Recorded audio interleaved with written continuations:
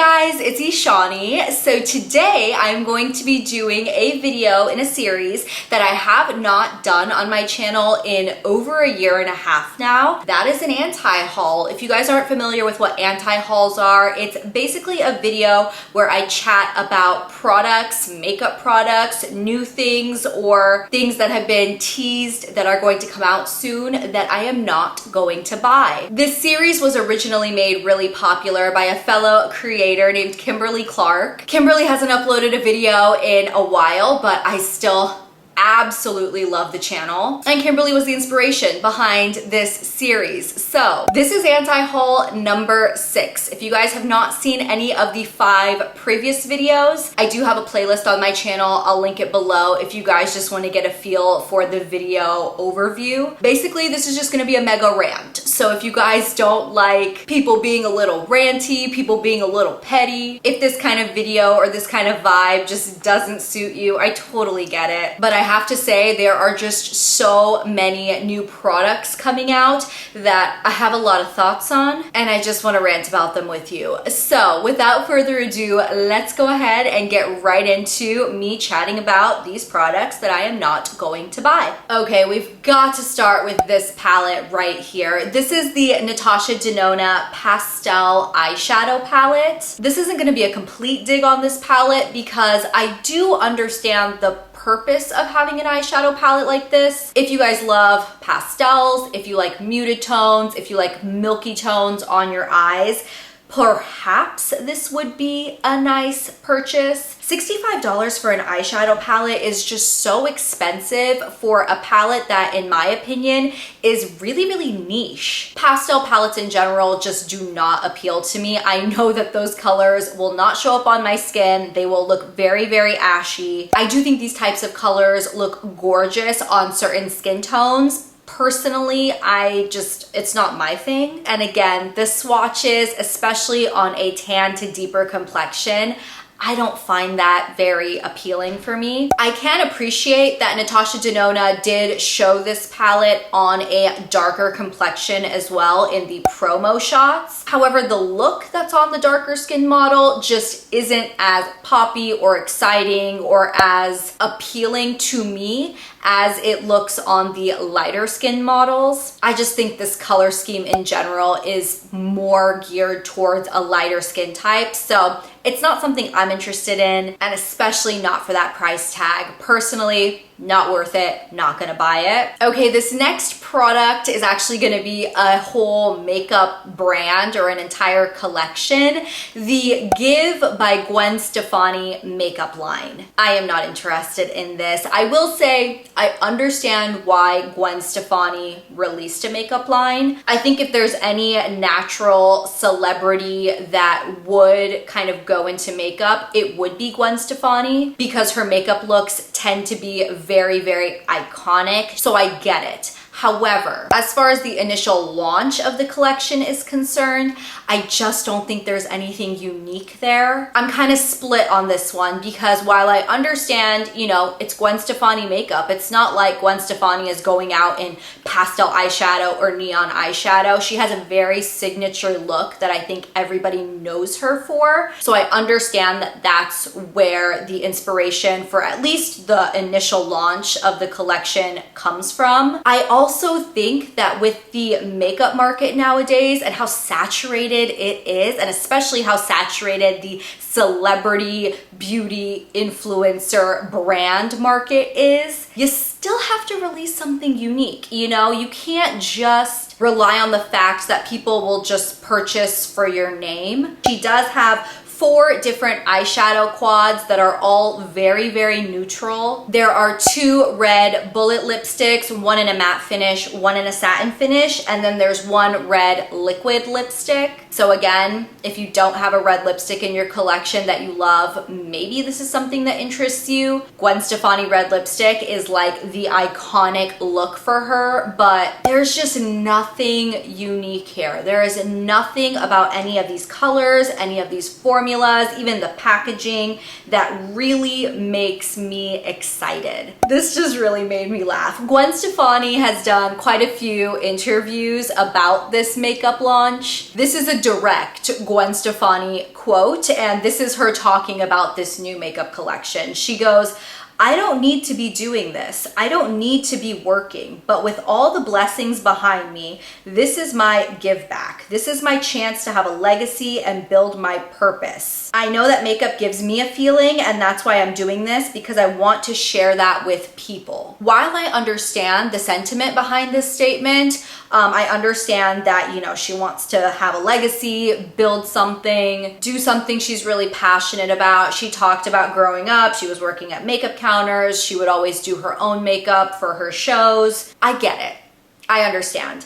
However, the beginning part of that made me laugh. I don't need to be doing this. I don't need to be working. But with all the blessings behind me, this is my give back. Girl, this ain't a charity, okay? You're still selling this makeup at high-end prices. There's nothing giving back about this. She's acting like she's a martyr, like she's giving back to the people, all of her fans, all of the people that supported her, that put her in this position of not having to work. She's giving back to them. And it's like, no girl, you just started a business. It's just yet another way to make money. There's absolutely nothing wrong with that. Go make your coin, but don't put up this facade that you're doing it for the people, because at the end of the day, you're doing this for the cash. Okay, the next collection we have to chat about is the new Morphe and Lucky Charms collab collection. I love cereal. Lucky Charms,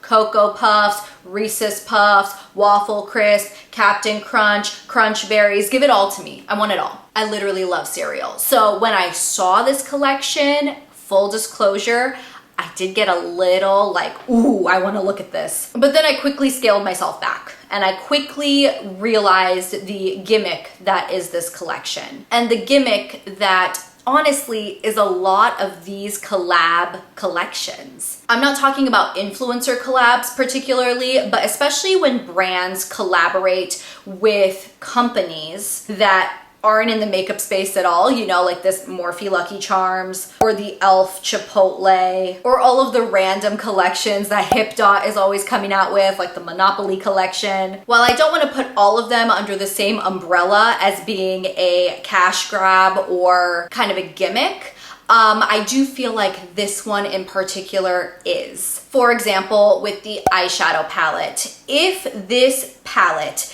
did not have the adorable Lucky Charms theme going on, if it was just yet another normal Morphe release, no adorable Lucky Charms theming, would I be interested in this palette? Absolutely not. It would just look like any other rainbow Morphe palette. You've literally got the entire rainbow in this palette, red, orange, green, blue, shiny yellow, purple too. It's all in there, and I understand, obviously rainbows, Lucky Charms, I get it. If the Lucky Charms theming wasn't there, would I need a rainbow palette in my collection?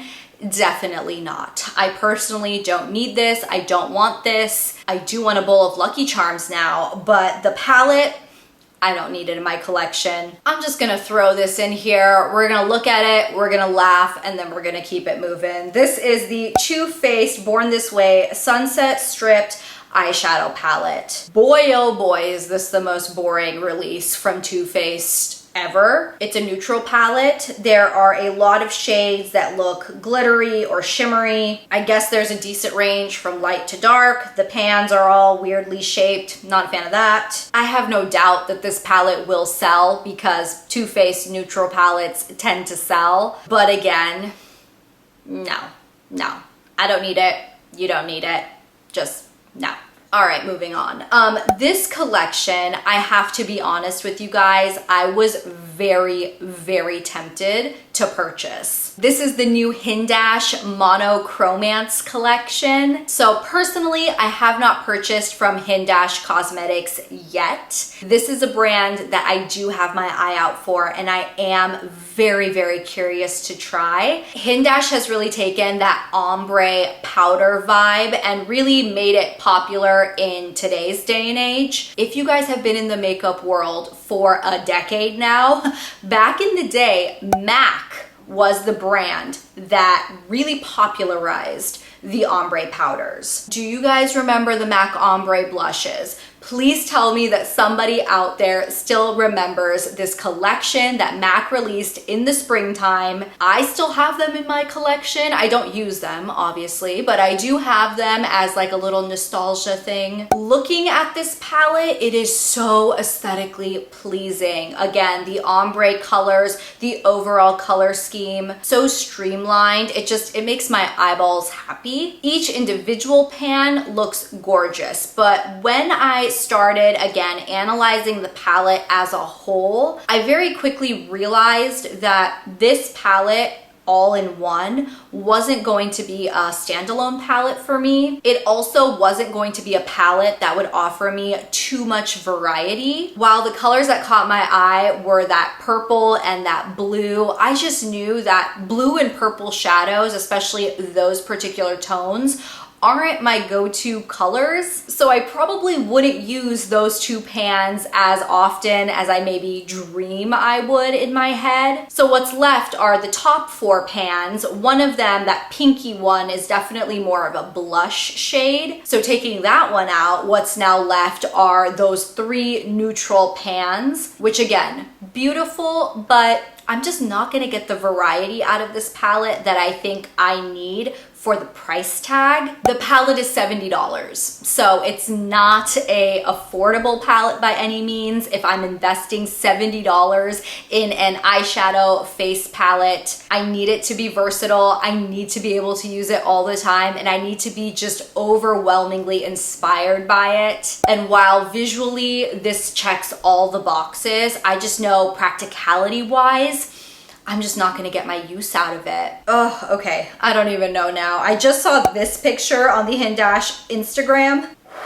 That is gorgeous. That look is gorgeous. She looks flawless. Oh my goodness. I can probably recreate that with products in my collection. Let me just keep telling myself that so I believe it. Wow, that is stunning. That purple shadow. Huh. Okay, I don't need it. I don't need it. I don't need it. I'm putting this palette in this video to keep myself accountable. I don't need it. Alrighty guys, here we are again. Another Pat McGrath Bridgerton collaboration collection. Pat McGrath did collab with Bridgerton originally a couple months back. My assumption is that when they collabed on the first round, the second round was already in the works. Because if I'm not mistaken, I don't think the first round went over as well as Pat McGrath had even intended. I definitely don't think they were selling out of product. I really hadn't heard anybody talk about it. I hadn't heard very many people review it or definitely rave about it. So I just can't imagine that they were just drooling to release a second round, because I don't think the first round went over that well. But either way, we've got a Mothership Belle of the Ball palette, which is a 6-color palette. All 6 of the colors, I mean,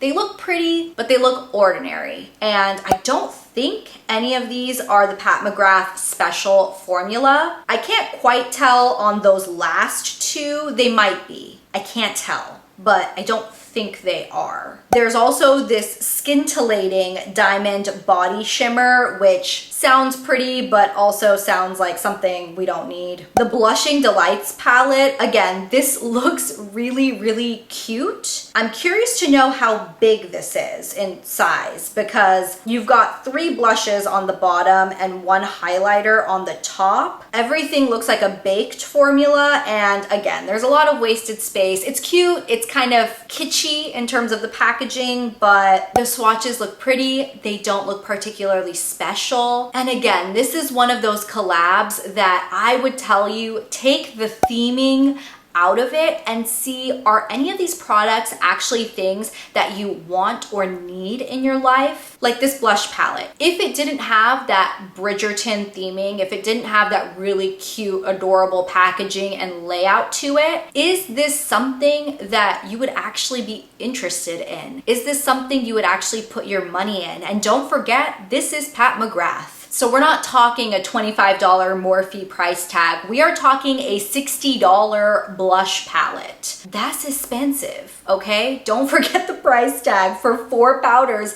$60 is expensive. If this isn't something that would have interested you in normal Pat McGrath packaging, don't buy it because it's Bridgerton. Although I will say, Pat McGrath pulled in one of the actresses from Bridgerton to be kind of the face of this collection. Gorgeous. Oh my goodness, this promo picture, gorgeous. She literally looks like the most stunning human alive. I can't with this entire picture. It is so beautiful, but that doesn't mean you need the palette. That just means that this is just a beautiful human. Alrighty guys, and the final item I had to talk about in this anti-haul. I can't believe we're even here at this point in our lives. The Chapstick Supreme collaboration. Oh my goodness. So Chapstick collabed with Supreme and is releasing a 3-pack of their original cherry chapstick with the word Supreme printed down the side. No idea how much this 3-pack of chapsticks is gonna cost, but I'm telling you, if it's even a penny more than a normal 3-pack of cherry chapstick, please don't buy this. This is the most ridiculous collaboration I've ever seen. The whole Supreme thing, I don't get it. I don't understand the whole hype beast thing. I don't understand how you can just throw Supreme on literally anything and then charge a billion times more for it. Doesn't make a lick of sense to me. I don't understand. And this is funny. And what's the funniest to me is that this is gonna sell. People are going to buy this. But you know what? If you just want some cherry chapstick, run to your closest CVS, run to your closest Walmart. There's cherry chapstick there. It's not gonna say Supreme on it, but it's gonna be the same formula. And you know what? It's probably gonna be like 4 times less expensive. I'm gonna just be honest with you guys. This is this is silly. Alrighty guys, that wraps up my anti-haul number 6 on my channel. Like I said, if you want to check out any of my previous anti-hauls, I will have my playlist linked down below for you. Be sure to give this video a thumbs up if you had fun with it. Don't forget to subscribe to my channel if you guys are interested in more content from me, and I will talk to you guys in my next video very soon. I'll see you then. Bye!